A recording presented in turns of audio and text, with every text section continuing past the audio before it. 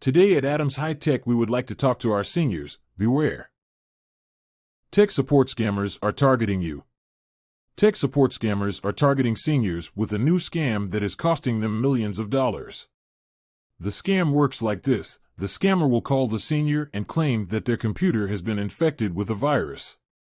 The scammer will then offer to fix the virus for a fee. However, the scammer is actually just trying to steal the senior's personal information. In one recent case, a scammer called a 78-year-old woman and claimed that her computer had been infected with a virus. The scammer offered to fix the virus for $200. The woman agreed to pay the fee, and the scammer then gained remote access to her computer. The scammer then installed malware on the woman's computer, which allowed the scammer to steal her personal information, including her bank account number and social security number.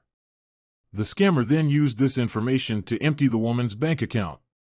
This is just one example of the many tech support scams that are targeting seniors. Seniors are especially vulnerable to these scams because they are often more trusting and less tech-savvy than younger people. If you are a senior, there are a few things you can do to protect yourself from tech support scams. Never give out your personal information to someone you don't know. Never click on links in emails or pop-up ads.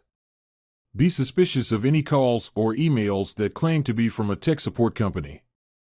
If you think you may have been scammed, contact your local police department immediately.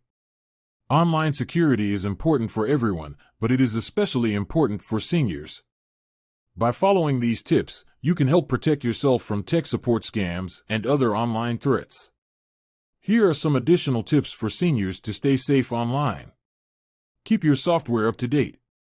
Software updates often include security patches that can help protect your computer from viruses and other malware. Use a strong password and change it regularly. Your password should be at least 12 characters long and include a mix of upper and lowercase letters, numbers, and symbols.